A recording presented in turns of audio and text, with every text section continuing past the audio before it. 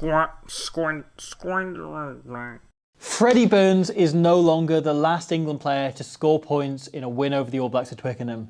Unfortunately, that has been lost. Very fortunately for England, they have beaten New Zealand for the first time since the 2019 World Cup semi-final. This is only the 9th time England have ever beaten New Zealand. It's mad. How many times have there been really competitive games between them, or ones where it feels like that could be the case? Think of last year. Yeah. Think of all those games over the recent, 2022, the draw. Yeah. And yet, only the 9th time they've ever won it. So this has been huge. They lost 3 times last year. All 3 of those England could have won. England had moments and chances to win, and they slid. This time, it's very much gone the other way, and it ended up, despite a 12-0 lead by New Zealand, being almost one-sided by the end. Yeah, this is so thoroughly deserved, because I think so rarely in international rugby will you find such a stick-to-the-plan, trust-the-process performance as this. Even when New Zealand built that 12-0 lead, you found England, if anything, leaning even more into their kicking strategy rather than going, oh no, we've got to chase a lead, let's chuck the ball around. We can chip away, get one try, and then we will talk about 3-pointers in a little bit. But yeah, there was just this burning confidence that, no, there's a whole 80 minutes to win this game in. We don't need to score right now. So last year, the narrative around England was, this team isn't working, what's Borthwick going to do? There's a lot of people saying, should we fire Borthwick, should he go, whatever, because they've lost 3 games because he kicks. Borth kick. Yeah, I prefer Borthwoke. That's pretty good. There was a general people talking about, should Borthwick go, including Austin Healey on commentary, who's now saying he's one of the greatest England managers of all time. That was a growing narrative. I remember on this channel being like, I feel like I'm going mad. This England team are so close to being good. All they need is time. This game plan works, is getting them in every game, whether it's New Zealand, whether it's Argentina, whether it's France, whether it's Ireland, whoever it is, they are in the game at 70 minutes, and then it goes one way or the other. And against South Africa, it went very decidedly the other way against them. Against Ireland, it went against them as well in the last 10 minutes. But every game they've played, they've been in it in the last 10 minutes because of this game plan. And what's happened over the last year is England haven't changed anything. The game plan, obviously they tweak it depending on the opposition, and we'll get onto that a little bit, what they've done against New Zealand, but they play the same way. They stick to the same process and the same ideas, the same philosophy, and they've been doing that for the last 2 years. The only thing that's changed is they've got better at it. Yeah. And that tour in Argentina, I think, was excellent for them because they got an example of them doing that for a lot of their rotated players in, got really good at running that game plan. And we've just seen them develop and get better at executing the same ideas. So last year, it was exactly the same. It was a lot of contestable bombs, but they're also looking at the tram lines a lot, and it'll slow the game down and put pressure on from line out. And it was a weird thing, right? England's line out their own ball isn't great. That was the one thing that was quietly a problem on Saturday. Everything else went broadly really well, apart from that kind of 3 or 4 minute period where the All Blacks scored their 2 tries. But on opposition ball, they put so much pressure on the line-out jumper. And on opposition scrum ball, they put so much pressure on. So they want set pieces. They want that to be involved, as well as they are so good under the high ball. And we talked about Tommy Roebuck coming in and how good he is under the high ball. And likewise, Faye, we're about to get off the ground really easily. But the way in which they're able to use that and kick for that, and you mentioned them playing the same way when they're 12-0 down, right? This kick from Freddie Stewart just before he goes off is really smart. He just sticks it in the corner, and so they can put pressure on the line out, and they do that, and they manage to win the ball back in a strong position moments later. It's just making sure they're always on top and going forwards, and there's never a moment in which they're stopping and looking indecisive. And it's something the All Blacks did an awful lot on Saturday, was they would get stopped phase on phase on phase, and they'd kick away slow ball. England always try to kick away the phase before that happens, before they get to a position where, oh God, they've run out of ideas. They want to be preempting that and kicking that ball away a phase early so that the opposition isn't set properly. And again, it just puts pressure on the All Blacks. It's using that kick strategy as a weapon of attack in itself, isn't it? There's this clearance from England's own goal line, and we talked about this before the game as something that they like to do. The All Blacks also really like to do this. They go contestable because it manipulates the back 3 so hard. So Tom Roebuck does an excellent job, gets up for this ball, and this was a bit of a 50-50. Both him and Will Jordan kind of come down with the ball at the same time. They're both holding on to it, but it's the England support that floods around this and manages to convince the officiating team, no, this is an English ball, the ball is on the England side, it is playable, it's theirs. And immediately they whip it out to George Ford, and George Ford really cleverly just holds the ball for a second, looks as though he's going to whip it wide, just to bring Billy Proctor up another 3 or 4 steps, and to make Beauden Barrett second guess himself. Instead of marking the tram line, he comes infield a little bit thinking, I might need to come and close the gate on the last man, I might need to cover a chip in behind or something like this.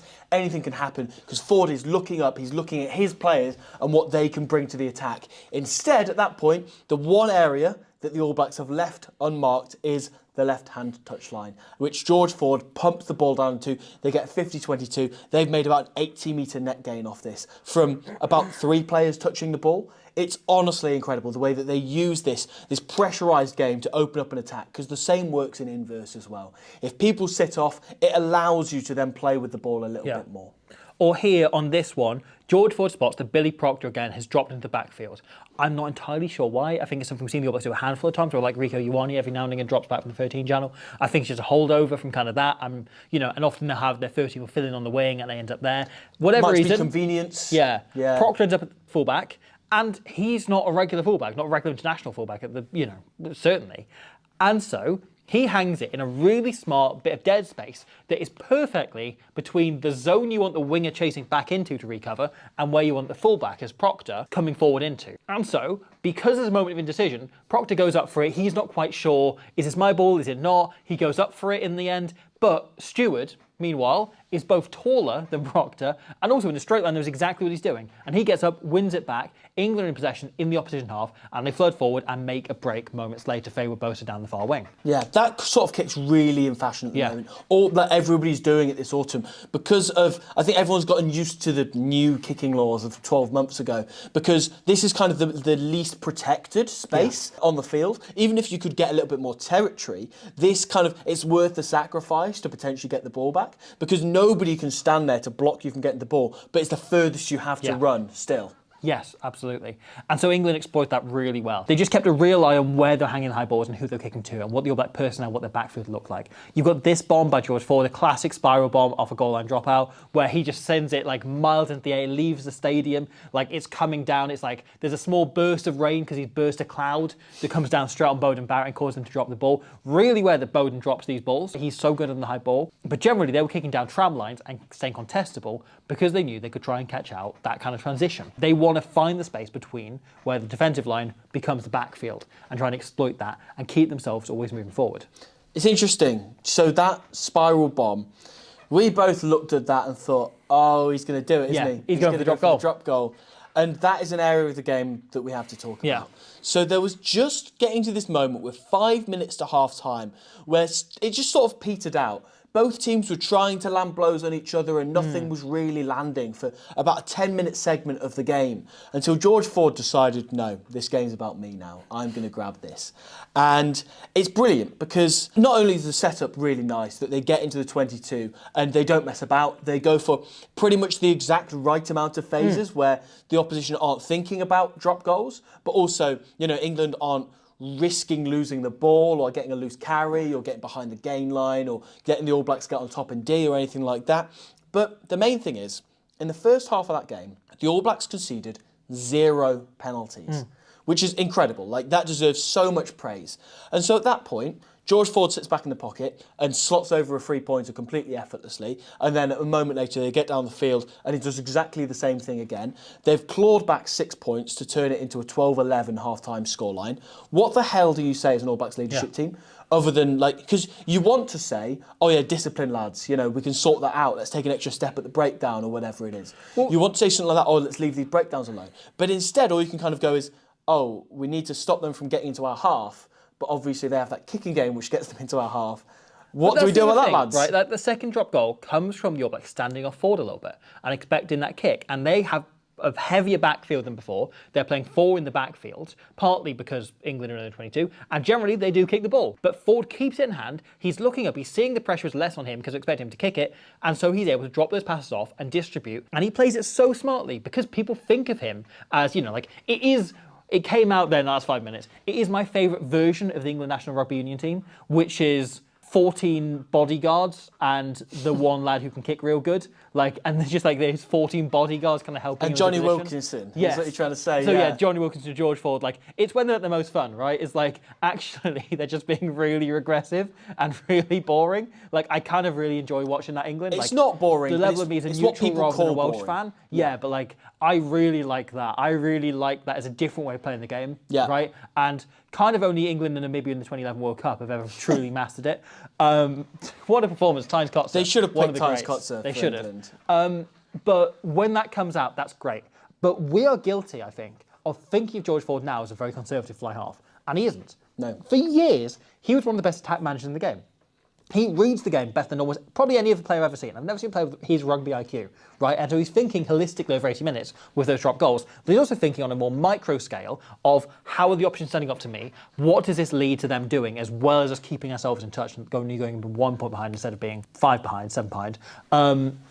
It's a massive difference. And so he is always thinking attack management as well. And he has so much more to his game than just the kicking, which is what we got used to after the last World Cup. Yeah, and as I say, it's the most soul-crushing thing for the All Blacks going into half-time, which really backs up because it literally took them 3 minutes in the second half for Sam Underwood to score that try. Yeah. And then not long after that, they managed to get down and to force that Fraser Dingwall try. Like, they kept putting themselves in really good positions. At half-time, you almost felt like England had won the game. Yeah. You almost felt decided, despite the fact they were 1 point behind. Yeah. They were still behind. And the All Blacks had a great first half as well, and took those 2 tries really, really nicely. It was a really simple, and I think it's an interesting thing, right, that there's been a lot of criticism coming in, understandably, of Razor, of Scott Robertson. And I think a lot of that is New Zealand just expect to win every game, and that's fair enough because they have historically. But I think there's also a little bit if it comes into their style of play. And we'll get into this a little bit in a moment. But the All Blacks had some really good moments of attack in that first half, but almost all of them were off first phase. They clearly identified how England defend out wide, particularly off first phase, but more generally as well. So essentially, the last defender out shoots up, and the last defender but one stands off a little bit and then drifts in behind. And this just allows, whether it's the wing or fullback as last defender, to get in the eye line and block a pass. They're thinking more about blocking the pass rather than kind of old school South Africa style, getting up and making the hit. Yeah. They're just looking to get in the eye line, cut that off so you can force the defence back inwards and you can then try and swarm them there. And then you have that fail-safe if they do get on the outside because the ball will be in the air a little bit longer. Yeah. So you have that catch-up defender to sweep up anything that gets past you. Yeah, it's a smart defence and it has worked generally for them. However, the All Blacks got around this by identifying one real key thing, right? Which is if you can get a player coming in an overs line that they're not watching for, then you can get on the outside of that one defender and the second defender will be still trying to catch up and you kind of sneak in on the outside before that defender can get into place. Yeah. And they used this twice and scored 2 tries off it in very quick succession. Yeah. So the second try scored by Cody Taylor is the perfect example of this. So if you've got the rugby ball, you're Bowden Barrett, your second receiver here. So he has, let's say we've got... who's Mako in this? He's Quinn Tupaya, and then we've got Billy Proctor here at 13, and I'm playing as Will Jordan. You've often. The important thing is, so Johan Uge here is Leicester Fainga'anuku, and he is trying to find just a boot to get into. And so at this point, England are looking up and going, right, Fainga'anuku's going to find a gap to go into. And so they go, no worries, we've got a protocol for this. We tighten up our defence, we go really aggressive, we try and hunt them behind the gain line. At which point, and it's so rare that top-level teams, I guess, go for this, Will Jordan, what you mentioned that overs line there, what that means is a lot of players, most players, when they're hitting good lines, will be going towards the ball carrier here. Yeah. Instead, Will Jordan looks up, sees that his opposite man is going in that direction and fades outwards. So that ball, Bowden Barrett hits it to absolute precision. It's a superb pass. Yeah. Like, it's so easy to miss how good this pass is. Reminds me of Untamak the other week for the penalty try against South Africa. Like, it's a brilliant ball. Because it allows Will Jordan to fade onto the outside as he catches that ball. So he's catching it in front of him and slightly to the right of him, so he can get on the outside an there. almost impossible pass to throw because he's got no target. He's got nowhere to aim. Because Will Jordan is starting so far behind, far infield, like almost between the post, and then works out last second, fading onto it. And this looks like he's running quite a lazy dummy line. Yeah. It doesn't look at all like he's interested in catching the ball, but it looks like he's trying to get Faye Webota's attention so that then you get, Proctor coming on a short line and crashing it up, right? And it's just a gain line play. But no, he gets on the outside and he just catches Faye Webota having to turn his head slightly. Yeah. And obviously his body is well in position, but his head isn't quite. His head's got to turn first, and bam, he slid on the outside, and eventually there's a great tackle by Freddie Stewart to get back and make that and prevent it being a try, but the All Blacks just go back to the other touchline, and they work wide immediately. And now, one of the things England do is, again, they play a pretty standard pendulum system. So you have, obviously, Freddie Stewart come in here, so Tom Roebuck from the far wing moves into fullback, and then Alex Mitchell comes in on the wing to fill in, cover that space. And he's now going to play the same role of shooting in.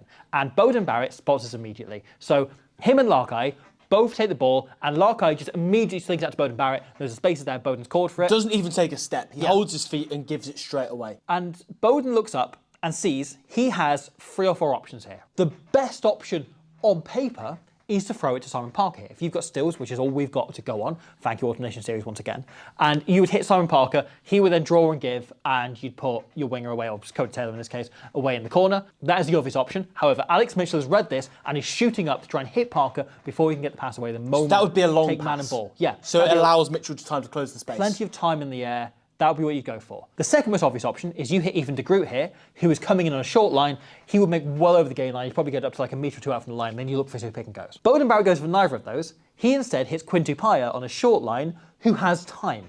Critically, he is the only guy here who England aren't watching, aren't marking, and therefore the only guy who can weigh up a decision and make it on the fly. Mitchell is so committed to Parker that he's opened up the space for Cody Taylor on the wing, and it allows Quinn Tupaia a second to just drift, fix Underhill, and sling it over the top to Parker. To Taylor, who regathers, it takes a bounce, he does a brilliant little sidestep and gets over in the corner. It's just the All Blacks playing to intellect and to time, right? They're looking for time rather than space. Yeah, bounce pass, undefendable. Yeah. We all knew it. Also, for the first try, very, very similar, where the All Blacks hold their width brilliantly here. And once again, they get Freddie Stewart to bite in on that last man and Tom Roebuck to fold back out as the outside player. Beauden Barrett throws an absolute seed here to get it to the edge, get it to Fainga'anuku to have a bit of a run down the edge. So they get it to very close to the try line. They go back and forth a little bit, and there's quite a unique phase shape they run from the 15-metre channel to go back to the blind side. Now, the All Blacks, for most of this game, didn't run many imaginative plays to go back to the blind side. They would just kind of give it to somebody and hope for the best. But this one I quite like when they were close to the try line. It's actually similar to the one that they run when... It's the same play. It's the same play, yeah. When Tyke Byrne takes Beauden Barrett high and gets sent off. But Beauden Barrett, as the fly half, you would think as a defender, and Tyke Byrne literally said this himself post-match, you would think he's the least likely person to run a hard line here. Yeah. And so he does exactly that. But you look up, you see the 10, and you think he's going to catch and give, or he's going to go himself, or whatever. And instead, they turn this into a bit of a 3-2. And Beauden Barrett doesn't have to run a particularly good line here. He doesn't have to engage a defender. Arguably, if he ran a better line, he would engage Roebuck and turn him inwards. I don't think... Roebuck doesn't buy it, but he gets in the way of Joe Hayes, which is enough. Yeah, it's the quality of the line. I think he runs it a split second too early. He runs it a split second later, and Roebuck just turns his head slightly. Exactly. A bit like we were talking about Faye with Bosa a moment earlier. However, instead, he gets in the way of Joe Hayes. That just disconnects Hayes from Roebuck, and Roebuck has to make the tackle purely on his own. So it's a soft tackle, it's a bit of a layoff, and it allows Proctor to get right up to the line, and then Fainga'anuku just drives over a moment later. It's a really, really clever initial play that is then backed up by one of the All Blacks' stock plays that is quite smart. And I think it's interesting about this All Blacks team, because if you're to assess them, and we're coming towards the last game of the year, they've got one more to go, and there's going to be a lot of questions asked. You know, friend of the channel, Jamie Wall, always says the most important thing for the All Blacks is that they win the last game of the year, because otherwise the inquest goes on for 3-4 months of people just talking while they're waiting for the Super Rugby seasons about, is there something wrong with the All Blacks right now? And this All Blacks team, I think, has a lot of strengths. They're currently probably the 4th, maybe 3rd best team in the world. They are playing Wales, by the way. But carry on. Yes, so they will. I mean, Dav Jenkins is confident, but we'll see. This All Blacks team has a lot of strengths, right? But they want their strengths to be some of their weaknesses. The thing this All Blacks team are worst at is phase play. Yeah. On phase play, they are not very great. They are kind of the quality in terms of the plays they're running of a team like Wales or Japan or Italy, of that kind of like bottom end tier 1 nations.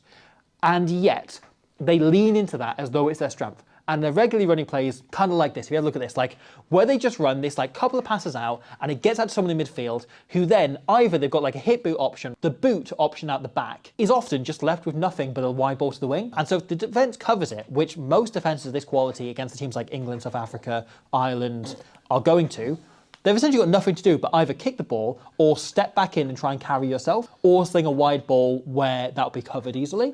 And this is a real problem for the All Blacks because they're running the same few plays that are being covered very easily. It's like they haven't really updated their playbook in over a year.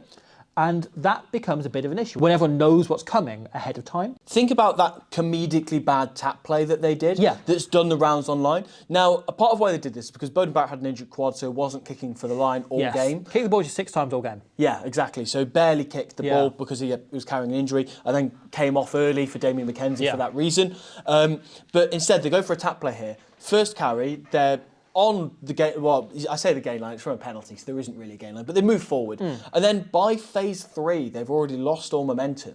They don't really know where they're going, and they just stick it in the air because they've run out of other ideas, rather than because there's any space there, or because they have somebody in position who's going to catch that ball. And I don't know, that is... A lot of people will claim that any kick like this is aimless kicking. It's not. Look at anything George Ford did on the weekend. None of that was aimless. This is a bit aimless. They've run out of ideas. Yeah. And this is the problem, because I think the All Blacks' best attribute is their kicking game when they're on the front foot.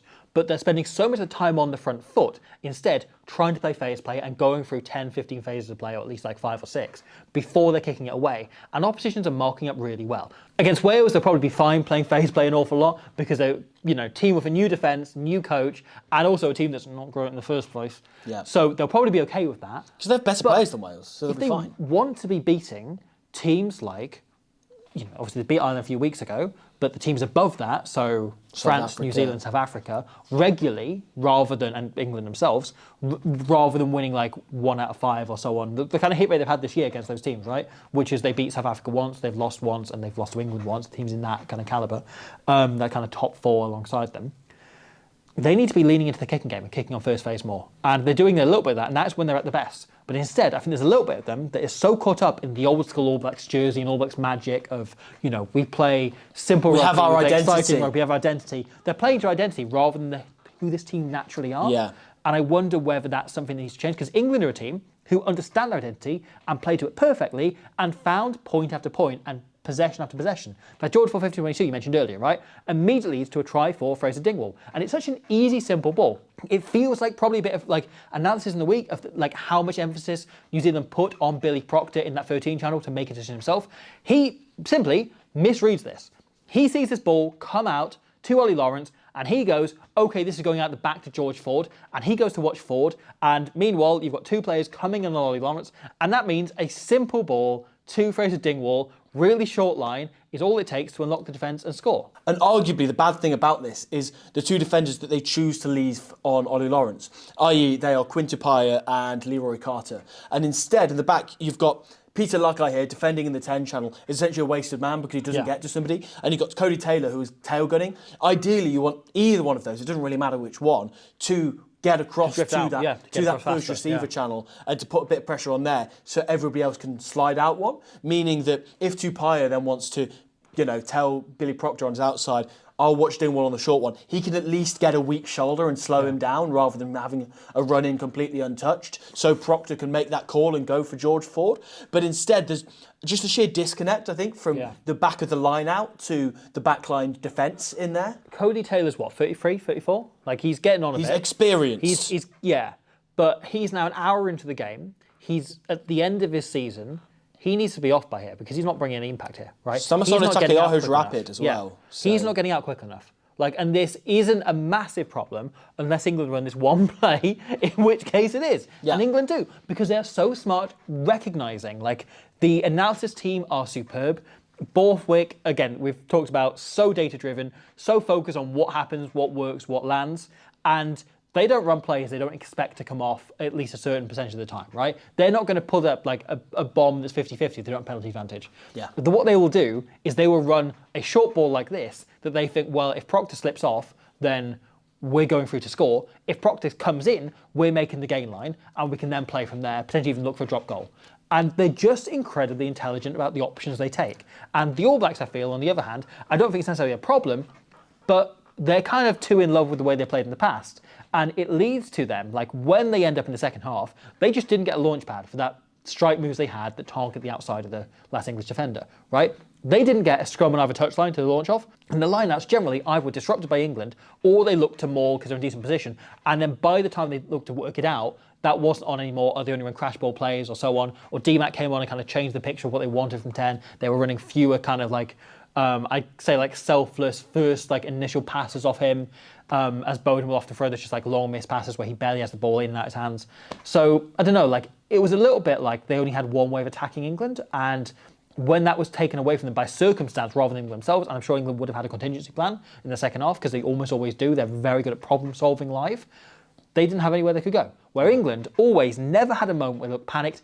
Never, even straight after conceding that second try, they were like, no, we trust the plan. We kick the lever off it. We have Alex Mitchell hanging bombs just outside the 22 because that is part of the game plan. If the ball is slow, they hang it up because they know, likely as happens, the All Blacks will put the ball back, even in the worst case scenario, around where they kick the ball in the first place and get another shot at it. With Robert putting pressure on especially. Yeah. The easiest piece of data that you can possibly have, the easiest percentage you can find, is that your percentage of scoring a try when you're in the opposition 22 is much higher than when you're in your own half. Yeah. And they can build the whole game around that. And you'll find moments like that Dingwall try, like the Ollie Lawrence try, where it is as simple as they have a midfield scrum in the opposition 22. It is the hardest thing to defend because there are endless amounts of options, endless like options on the playbook that England could choose here. And what they do choose in the end is hit George Ford on the blind side, who, lovely touch, just ball straight in and out of his hands to Ollie Lawrence, and he goes just flat enough that Leroy Carter ball watches. He looks at the guy with the ball in George Ford, and in the meantime, whilst Leroy Carter's head is up looking at Ford, Ollie Lawrence changes his line onto the ball, goes on to, very similar to what we're saying about Will Jordan, an overs line, goes outwards, and puts himself into a position where Leroy Carter is in a rubbish position to tackle him. It looks like terrible tackle technique from Leroy Carter, which you could obviously argue it is, but that's because Lawrence has deliberately ran at him while he's in that position, but rather than before Carter can, plant his feet and readjust and get into a position where we can put pressure on Lawrence. He obviously bounces him and runs the rest of the distance and scores. This can only happen if England kick the ball and get into the All Blacks territory and get these opportunities where they could just launch simple plays like this. It looked soft watching it live. It looked like a simple missed tackle. But actually, when you stop and think about it and break it down, it's a brilliant set play. Yeah. Because it's really difficult to defend. Right? Like, this is as difficult to defend as lots of looping passes and sort of thing we see. It's already a 3v2, bear in mind, as well. Exactly, yeah. So Carter has to compromise his body position a little bit.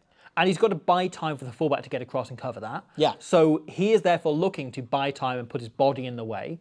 You've got George Ford, just such a lovely short touch. He's barely got the ball in his hands, and he just drops it off. But what he forces to do is two heads turn to face him because he has the ball in his hands, right? So then it gets onto Ollie Lawrence, who comes on a short line, and you think if Ford's got this, he's either carrying himself or he's singing the long ball over the top, because that was why else we hit him. You would never hit that ball that's sending a different carry into the same space, because that seems pointless. Yeah. And so you don't mark it up. And so instead, Lawrence is able to bust through that tackle and go over and score the try. Yeah.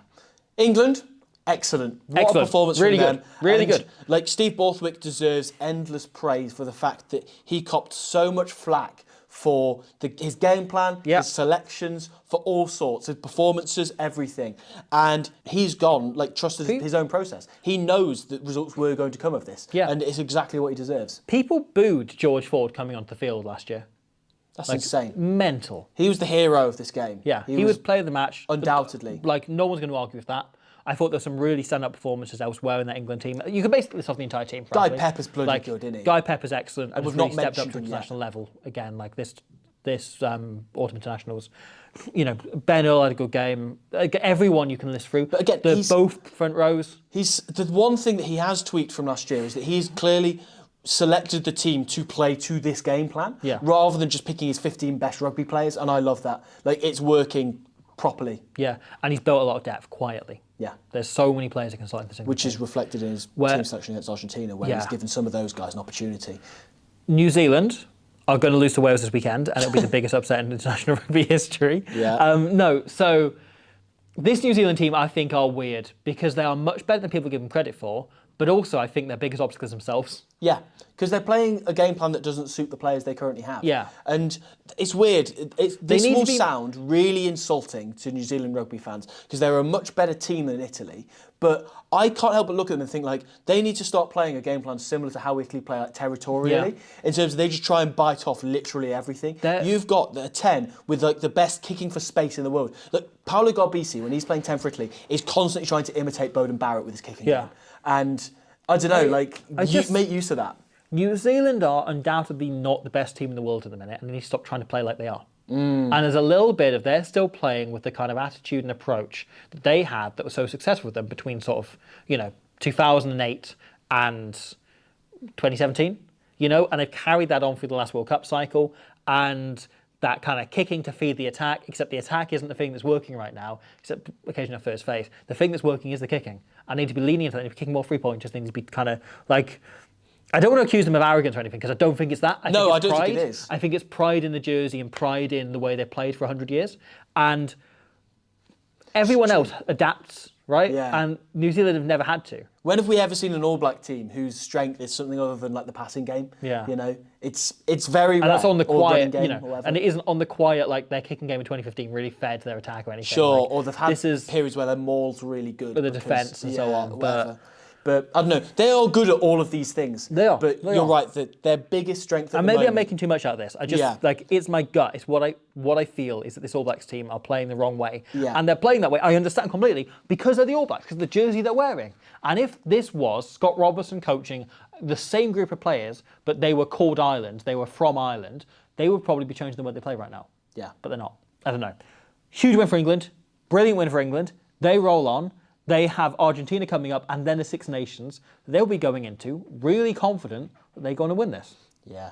It's a scary prospect as not an England fan, isn't it? Yeah. But fair play to them. They've found a formula and they're sticking to it. Look, it was around the Six Nations the equivalent Six Nations last World Cup cycle that I predicted they're going to win the World Cup. And you worry that are they building towards this point again?